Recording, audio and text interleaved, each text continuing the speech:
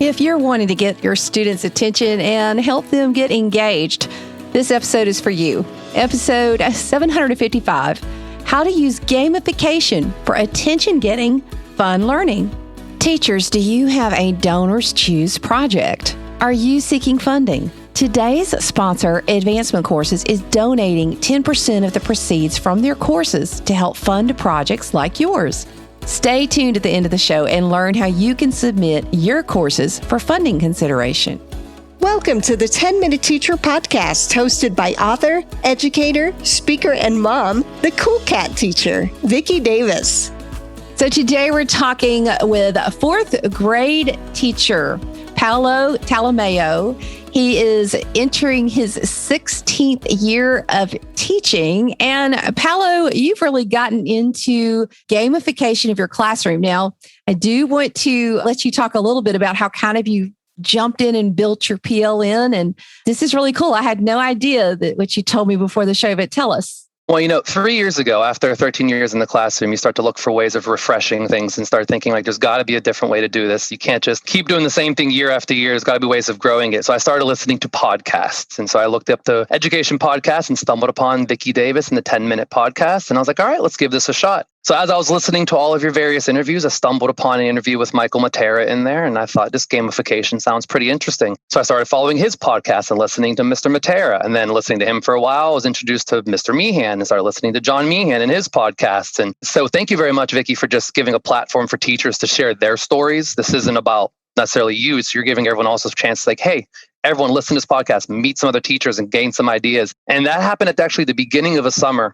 And normally whenever we take these epic professional development trainings, it always seems like it's right in February, March. And then we're always like, oh, this is going to be great. I should start next year with this. I wish I would have known this at the beginning of the year. Well, I hit this podcast in the middle of June and I just thought, you know what, this summer, I'm just going all out and I'm going to start planning and prepping. And I'm actually going to do I'm starting a school year with new ideas. And it was a game changer. It was absolutely incredible. So I'm finished my third year of gamifying and I'm ready to go into the fourth one. And all summer, I've already been training and preparing and planning and creating new items. And I haven't had this level of excitement since year one. So this is really, really awesome. So thank you for just getting me started. Well, and thank you for modeling what all of us have to do. And for honestly, for getting what the 10-Minute Teacher is about, because the 10-Minute Teacher is just about, let's meet a whole bunch of awesome educators from around the world like you, Paolo. Oh, thank you so much. So let's talk about, what does gamification look like in your classroom?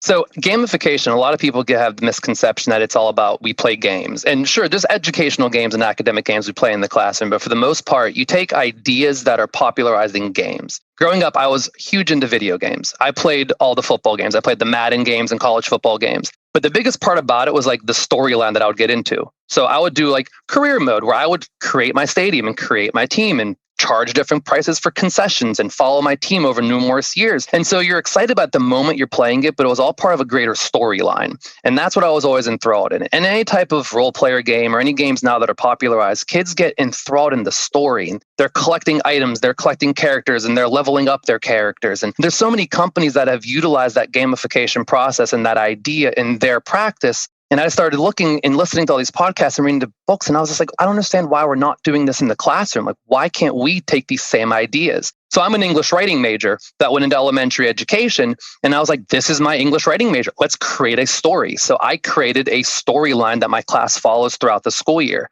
Growing up, I was very much so into pirates and swashbuckling and the fictional stories of pirates. And I love the Pirates of the Caribbean movie. So I thought my class will be a crew that were sailing the seven seas. And as the year goes on, we're going to be going through various adventures.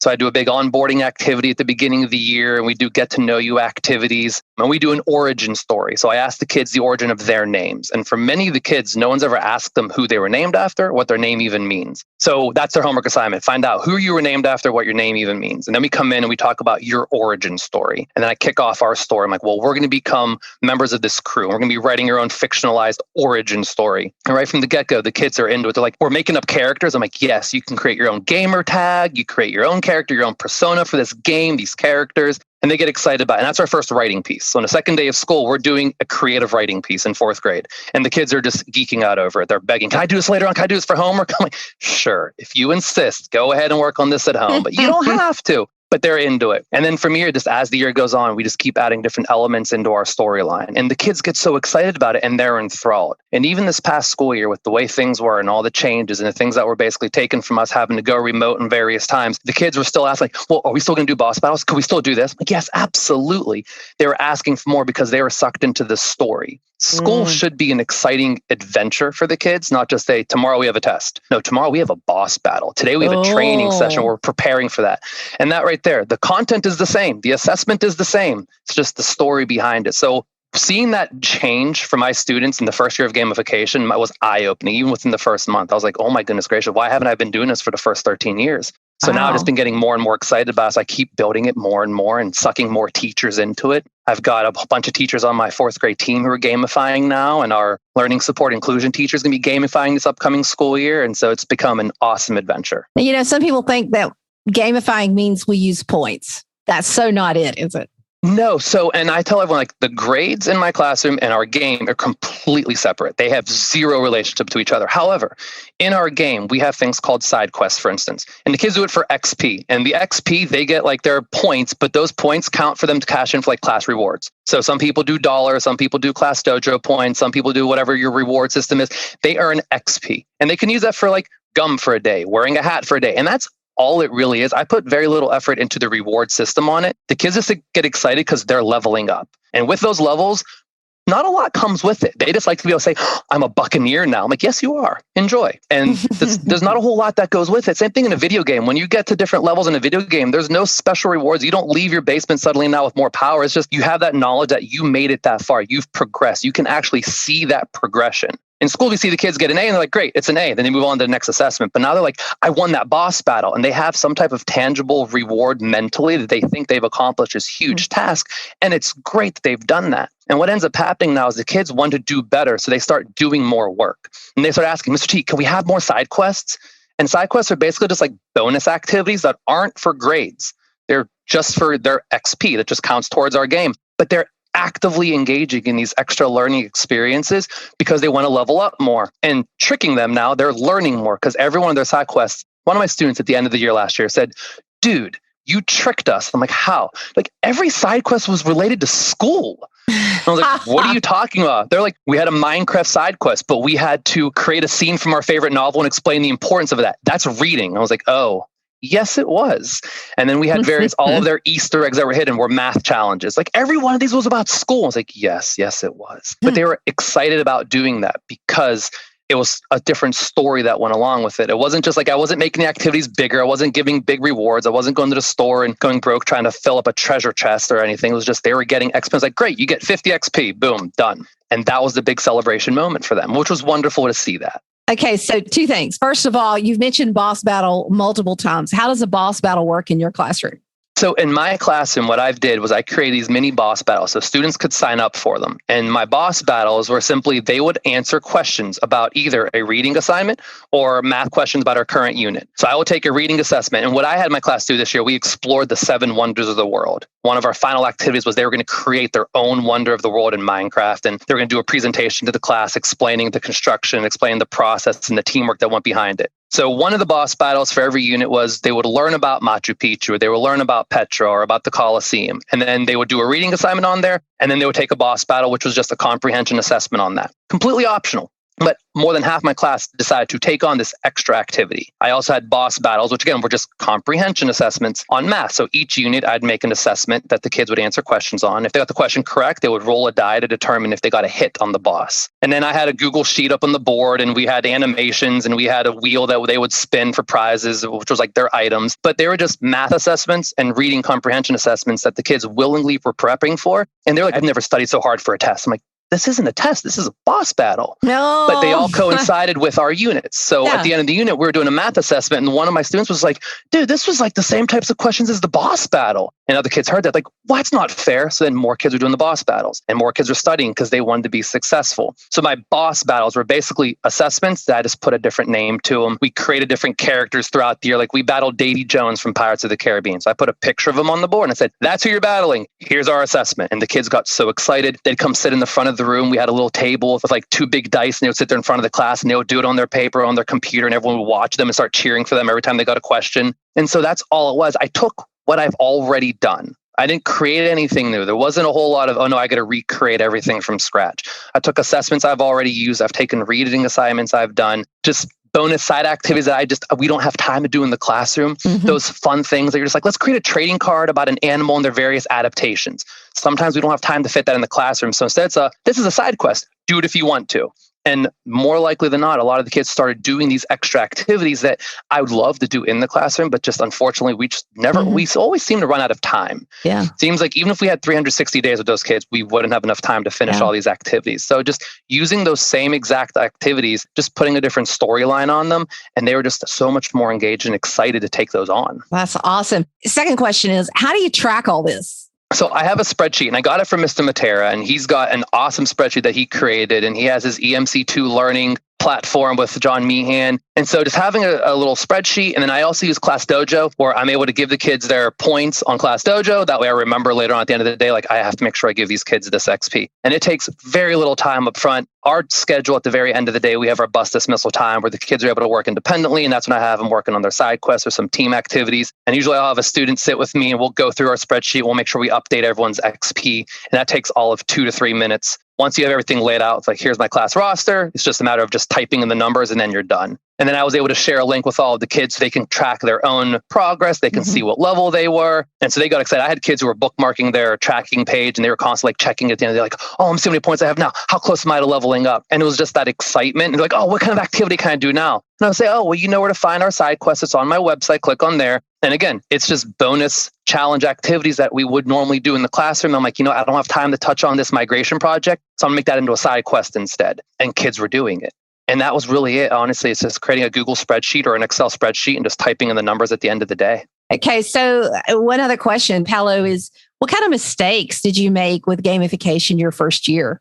So in my very first year, I tried to keep it as minimal as possible. And the kids were asking me for more. And I was like, well, I don't know how to give more. So I tried to make too many new things at first. And then after about 3 months of just racking my brain and my wife saying, what are you doing up every night until midnight? It's like, I'm creating new challenges. She's like, you've been doing this for 13 years. Don't you have enough? And I'm like, maybe I do. And so then I started looking at what I've already done and just saying, you know what, instead of creating everything new and creating it from scratch, let's take what I've already done. In my second year, then I started saying, you know what, let me give all the challenge activities up front, let the kids just pick from everything. And because I gave everything at once, they're just like, yeah, I'm not interested. So they lost interest because there was 2 available. So now it's all a matter of just slowly introducing one thing at a time. Like, hey, here's 1 boss battle, not 4. There's only 1 available. So having that idea of the supply and demand, when the supply is very low, the demand suddenly increases. Wow. And when the kids see that there's a big sign-up sheet, they're like, well, there's 4 people signed up. I want to get on that. Instead of just everyone free for all. So kind of making those tweaks and giving just a little bit of the time, not trying to overwhelm myself. As teachers, we already have enough that we're trying to do. We have enough on our plates. We have enough in terms of just remediation, in terms of differentiation in small groups. There's so much that we do every day, especially in the elementary world, just whenever you're trying to figure out how to teach every subject. So we're self-contained. So I teach every subject and just trying to figure out how do I gamify everything? And no,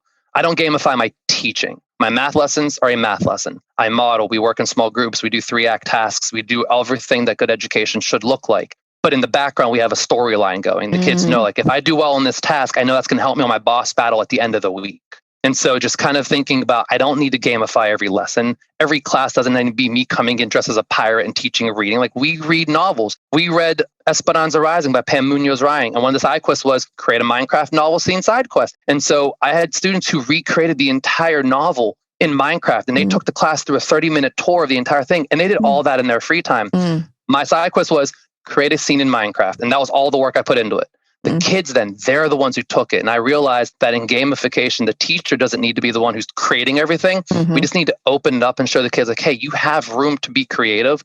Go. Wow. And the kids, they're going to be the ones who take it to another level that we never even thought they would go. Wow. They're far more creative than I am. Okay. So this is our last question because this is just such a great topic and I always learn more. If somebody says, okay, I am ready, Paolo, to get started, where do they start? One great area to start is going on Twitter and following the XP Lap community. There's chats every Tuesday night, and it's a wonderful community of teachers. I mean, teachers are the most giving profession I've ever been around. When you meet teachers and someone talks about a great activity they did, they're like, oh, here, I'll send it to you. I've had teachers who's like, here's a link to my Google Drive. You can go in there and take whatever folder you want. I'm like, you're willingly going to send this to me from all your work. There's no, this is mine. You can't touch it. I'm the only one. it's so much sharing. So online, various books. So Mr. Matera has his book, Explore Like a Pirate. That's a great start. John Meehan has his book, Adrenaline Rush. There's so much literature out there. There's the learning platform, EMC2 Learning as well. There's so many resources available online. But my biggest advice would just be start small. Think about something you are passionate about. So I'm excited about adventures and swashbuckling pirates. So I use that.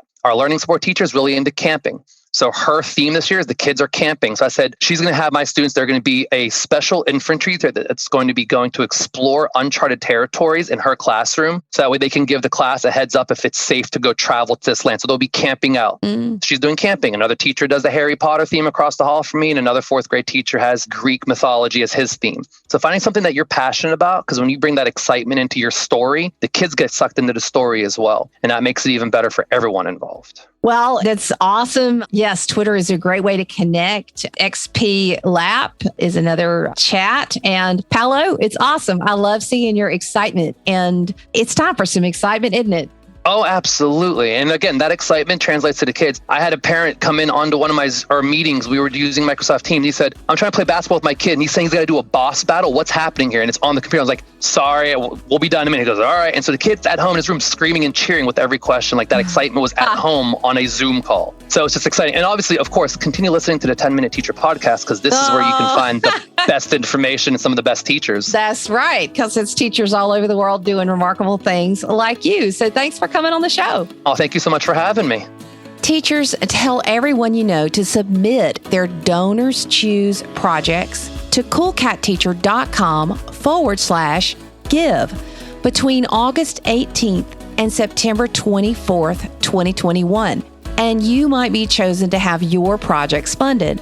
Since 2015, Advancement Courses has been donating 10% of their proceeds during this time of the year to support Donors Choose projects. Check out Advancement Courses for your professional development, like I've been doing this summer. So go to coolcatteacher.com/give to submit your Donors Choose project. And if you need some awesome PD, 10-Minute Teacher listeners get 20% off any of their courses with the code COOL20. With this coupon, a 3 grad credit course for continuing education, salary advancement, or recertification is only $359. So go to advancementcourses.com/coolcat to learn more and use the code COOL20. Never stop learning. If you enjoyed today's 10-Minute Teacher podcast, why not subscribe on iTunes? You can also catch up with Vicki on Twitter at CoolCatTeacher or level up and learn with her blogs and free resources at coolcatteacher.com. Thanks for listening.